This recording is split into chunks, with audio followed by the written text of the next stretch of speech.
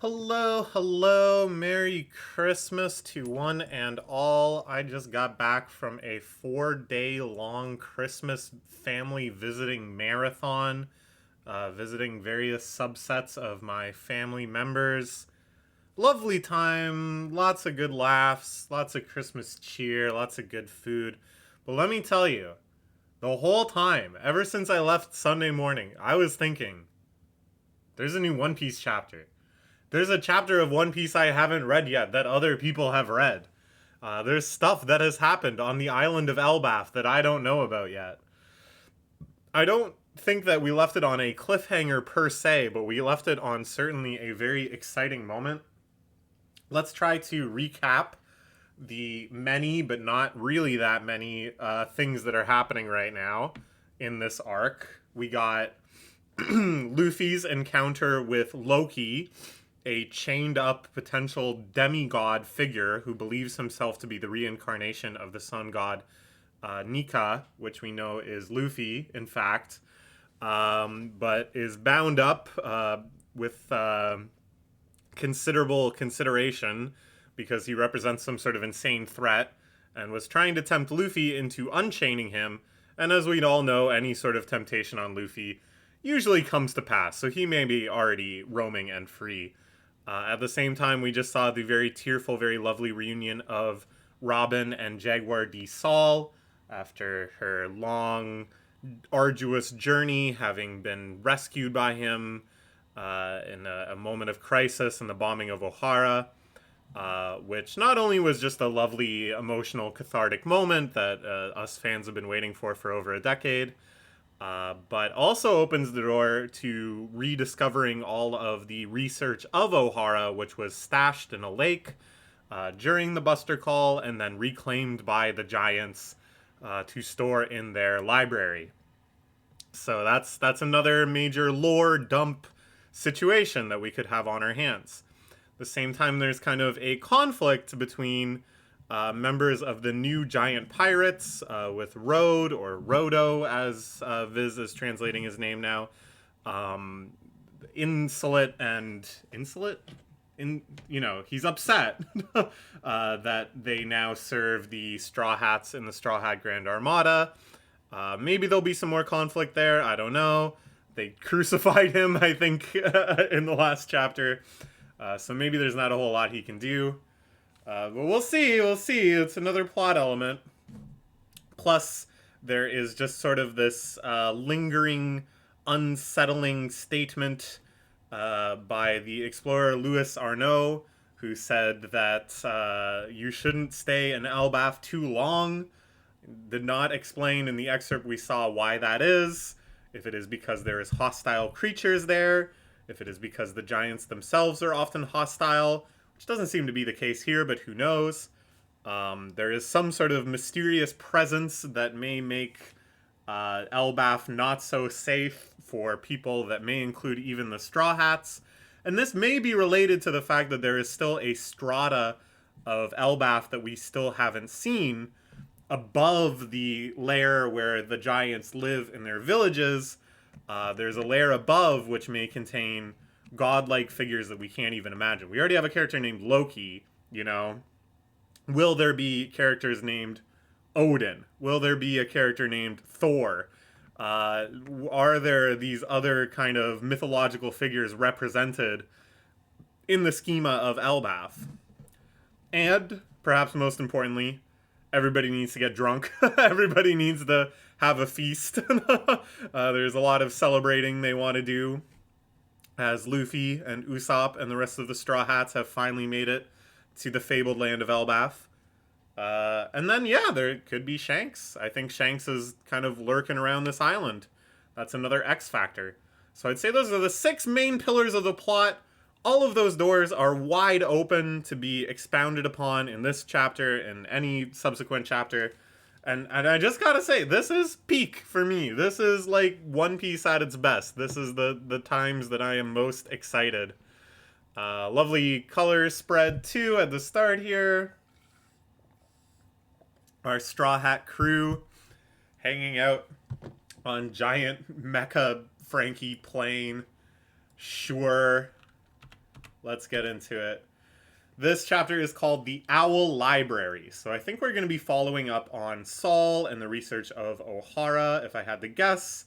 And in fact, I do remember they said the area where Saul was hanging out, where he did his silly washed up on the beach routine, was near a school and library. Okay. Luffy, he did a great favor to one of our youngins.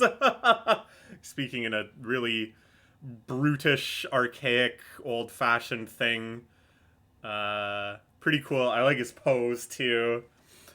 Well met, good sir. Maybe this is something he learned on Wano. Maybe this is something he learned from Shanks, or... but he's living up to his emperor status, I think, with these sorts of proclamations and acknowledgements and kind of bestowing thanks upon people in a meaningful way. I know about Luffy. He's famous. So you found him after all, Robin. Yep, because in the end, that was his final message to Robin, was if you keep living, as long as you keep living, you'll find them eventually, your comrades. Just as you said, I found them, Saul. I found the true friends, the Nakama, that will stand up and protect me. Ah, and they're all moved to tears once again. It's so nice because Robin obviously has some major climactic moments of sincerity, but they're usually in pretty tragic or tense, painful situations. You know, crying out for help, acknowledging her pain, acknowledging her feelings in these dire moments. And it's so lovely to see this moment where it's cathartic, and it's a reunion, and it's happy and triumphant, and she's just so willing to state her feelings so truly here. I like that Jinbei doesn't totally react. Zoro as well are less moved than the rest. All you friends of Robin's, thank you for coming all this way to Elbaf. Sorry about the surprise and all. I rehearsed it over and over with my assistant. So silly. Years ago, I was in the Navy, so I know what a big deal the four emperors are. Thank you so much for keeping Robin safe. All I can say is keep it up. Whoa! And yes. Lilith, part of the Vegapunk system, has arrived. And Vegapunk looks a little different. Okay, they pull something out of the ship. This is not the Sunny, but the littler giant's ship that they rode down here, I believe. Vegapunk requested we bring this all the way from Egghead. What's inside? Me! This is the me who came here 20 years ago. Don't you think the government would have been suspicious if the Stella had left his lab for months at a time? Stuck him in a vat of vial fluid, didn't have the facility to safely extract him. That's why I intend to settle down here and build a new laboratory. Pretty smart. You know, this makes sense. It's not like Vegapunk's story is over. He managed to survive in various ways after Egghead got wiped off the map. And true to his spirit, true to his whole shtick, he's going to try again. The march of science hasn't stopped. I also like how excited Luffy is about the Vegapunk clone. It's like, I think Luffy kind of only has like a rough idea of what cloning is. Like, I think he gets what the outcome of it is, but he doesn't really understand like how and why it happens. Because they dealt with like the clones that Sanji's family, the Vinsmokes, had produced. And I think he's like heard like the Pacifista are like clones of Kuma. Like, I think he understands that. So he's like very excited about clones, but he doesn't like really get how this is all unfolding. But yeah, okay. And then it makes sense, I think, that if Vegapunk is indeed going to start phase 2 of his scientific odyssey, what better place than Elbaf? So the dream remains alive for my crackpot Vegapunk theory. I don't know if people remember way back at the start of Egghead, I was like, ooh, I bet this ends with Egghead, or with Vegapunk, not being a villain per se, but his ideals no longer aligning with Luffy, because he had this grand scheme of, like, a singularity where the punk archives are distributed to all of mankind. And I was like, I don't think Luffy's gonna jive with that. I don't think he's gonna understand that, first off. But I think to the extent that he understands it, he's gonna see it as like a impediment to his sense of freedom. Anyways, yeah, so if you're gonna start a new laboratory, why not at one of the very few places the world government cannot touch that is swarming with powerful people that are your allies? So they'll be able to make Daddy all better. Yay! Kuma will be okay! Really, Vegapunk, I'm delighted to see you again after 20 long years. Can't wrap my head around it. Oh, who cares? Okay. The silly kids that helped his play acting are done. Had to test them. I guess they weren't really helping. They just weren't interfering. Did all that and she saw right through it. Give the late introduction of Mr. Saul's assistant, Angie. Cool. Fun design. And the best library and school in Elbaf here. Show you around if you like. Wow! The Walrus School where the children of Elbaf learn. Saul founded it 10 years ago at the behest of the former king. Very cute. Very fun. Such a sense of fun, you know? Like, you gotta realize, and I think maybe we take this for granted, or rather, we just don't think about it at all. There's like just literal children that read One Piece. It's not all boomers like me that have been reading it for like 20 years.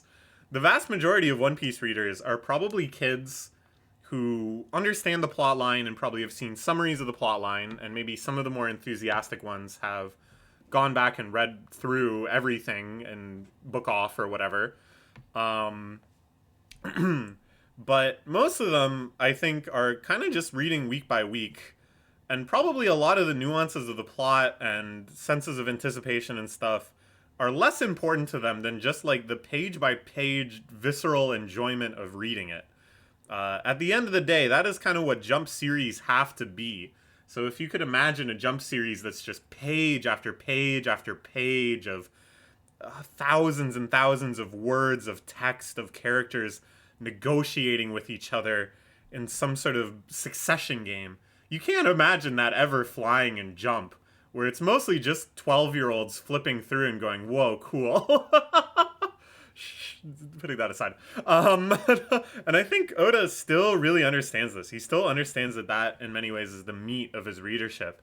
And he delights so much. He takes so much joy and satisfaction in just like depicting stuff that would be fun for kids. Like just the swings and the structures and the pathways you can see in here for kids to run around in. This like semi-submerged bay that the school is peeking out of. They can jump off the slide and swim around. There's like a big tree you can climb in behind. You know, it's just like... It's like Oda still has that spirit of a kid inside of him. He still understands how much fun the idea of this playground for giants is, and that how crazy it is if you're a tiny little human enjoying this big playground. Show them wherever they want to go. I'm going to give Robin a tour of the library. Okay, so we're kind of splitting up here. And you know, this can go a couple different ways. It could be, oh, we're split up and then there's a crisis and our party is divided as kind of a mid-arc minor threat emerges. Very plausible, you know, and he likes to keep it punchy, keep the pace going. At the same time, I think this is very likely to be a peaceful affair, and that we are just going to learn some stuff and see some lovely giant architecture and just have a great kind of reunion and education. Okay, everybody's splintering off. Frankie curious about this island's giant tree. Very good intuition. That is indeed the jewel tree atom of which stories are told. That was confirmed, right? Yeah, that's definitely confirmed. Right? I thought that so definitively. I'm pretty sure that's confirmed. Yeah. Anyways. The giant children. fighting the Straw Hats. Zoro having to be told not to strike them down. The giant kids berated by other giant kids.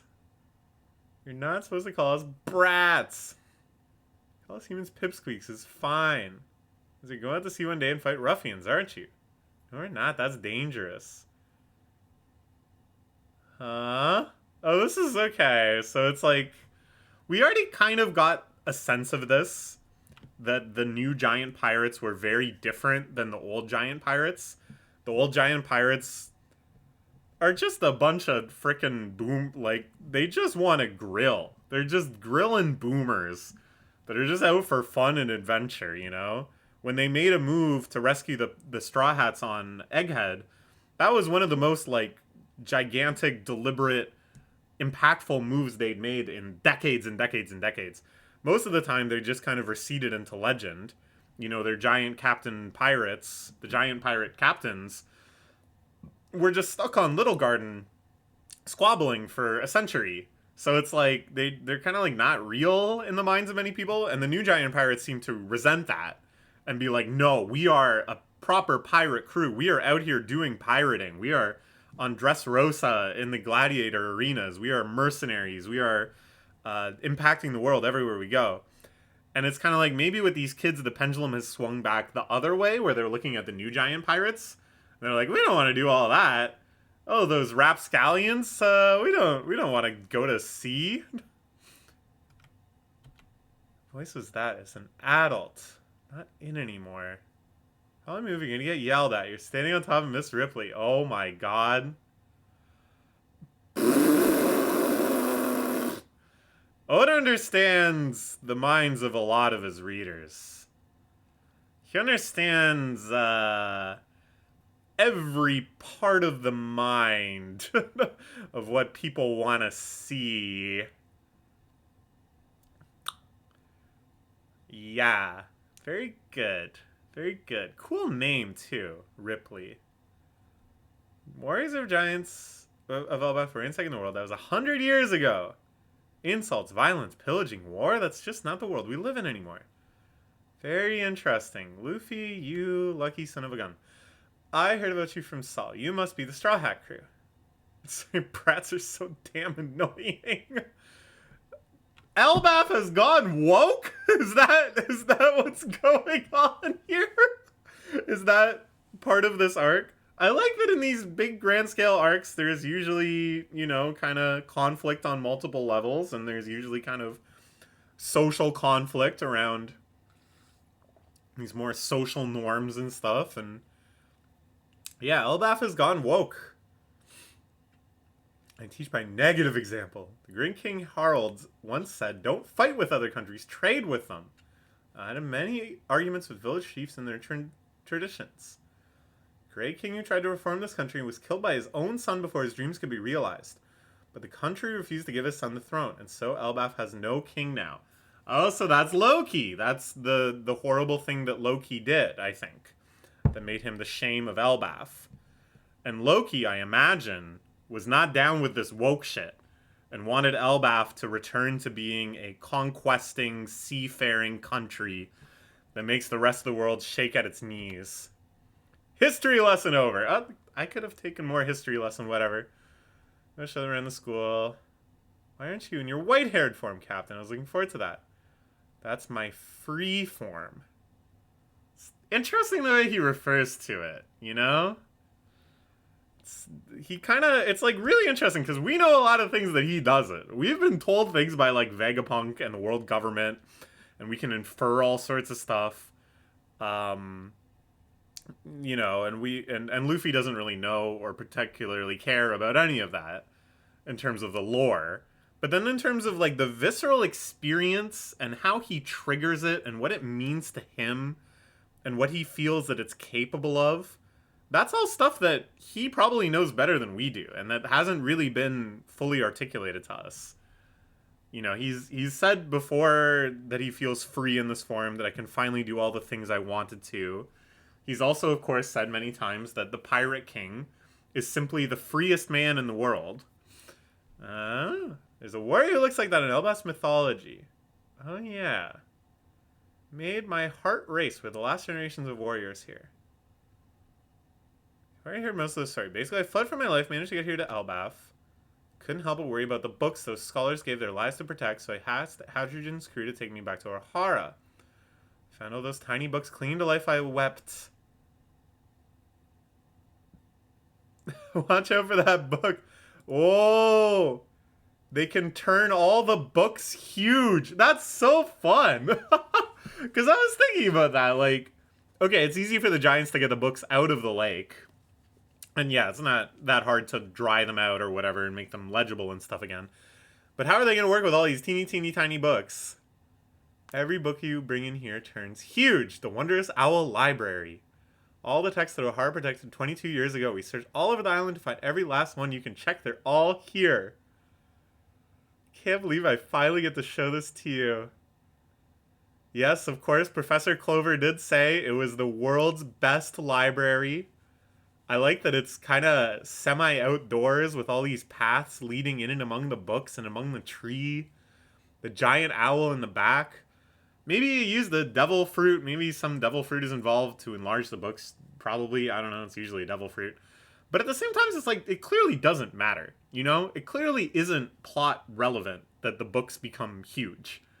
It's just sort of like, well, that explains how the giants can read them.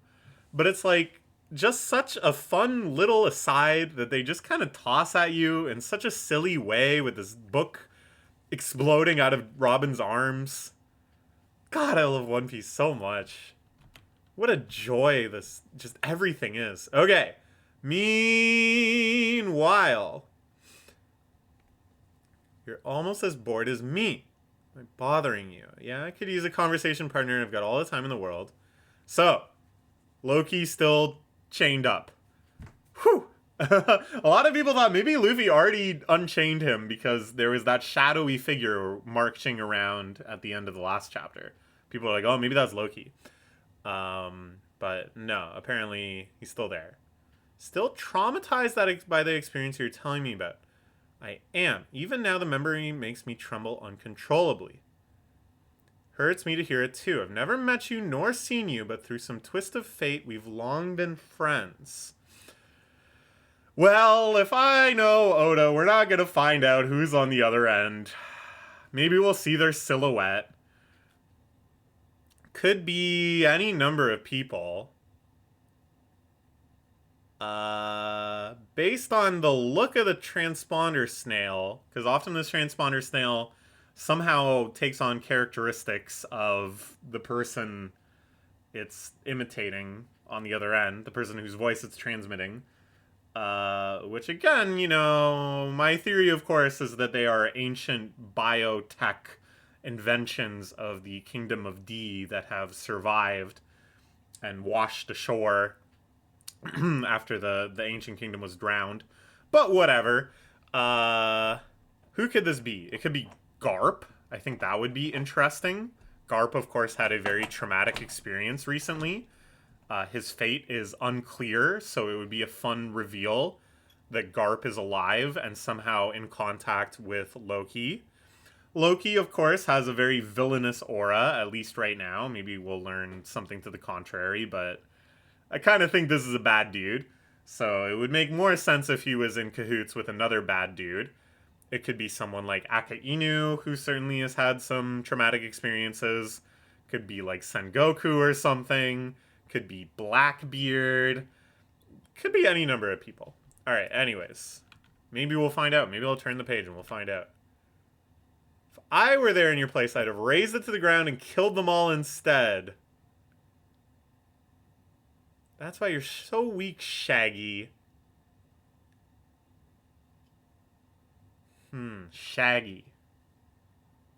I don't know if that's somebody we know. It sounds like a nickname. It doesn't sound like their actual name. It's not the famous Scooby-Doo character as portrayed by Casey Kasem.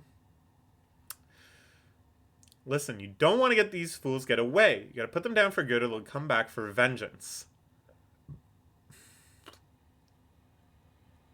Could be Blackbeard.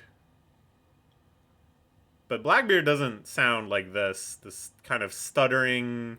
I've realized recently those fearsome words of yours hide your kindness.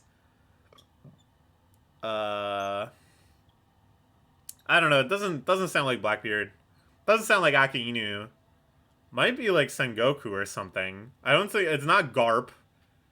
Garp would already be laughing at some point. I'd have razed it to the ground and killed them all instead. Does that speak to any particular incident recently that we can think of? I don't know. But this is a very, very interesting characterization.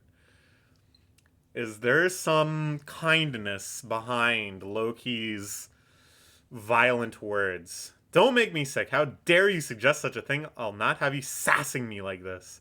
Me kind? Never say that again. Please don't shout. Shut up. Just you wait until I get these chains off, Shaggy. Oh, shit. What the fuck? Okay, so the Straw Hat crew is still partying and bullshit. Or, no, they're going to school. They're still in the library and stuff. But meanwhile, there's partying and bullshit. The giant pirates are kicking off their festivities. And then, boom, mega cliffhanger. And what appears to be a version of the warping ritual spell that the Gorosei get around with. We have, of course, the goat, Shanks, and someone else. Who I'm sure there's at least, if it's a One Piece character, like an established character, I'm sure there's 1,000 comments already. They're like, obviously it's someone. But I don't recognize them because I'm a fake fan. Alright. Crazy. I love this shot. Just such the tonal contrast. Things are getting set up. Why is it that Shanks can warp in this way? Or did he warp in, or was he already there? It seemed like he was there drinking on the beach, waiting for Luffy. It could be, too, that Shanks was up on the higher level and then used this to bolt down, something like that. It does look a little different, too, than when the Gorosei warped, because the Gorosei warped with, like, black flames, and Shanks warped in with white flames. I don't know. All I can say was that was pretty fucking kino. Lots of really lovely scenes of levity and just delight and enjoyment and adventure, and just that childlike wonder that Oda excels in. But then also some pretty dramatic shit that's really setting up the meat of this arc, which looks like it will be substantial indeed. All right. I can't wait for the next chapter. I'm not sure when that's coming out. I think we are on a little bit of a break because of New Year's. So I'll see you when I see you, comrades. I love One Piece. I love talking about it with y'all. So please join me in the future. Okay. Bye-bye.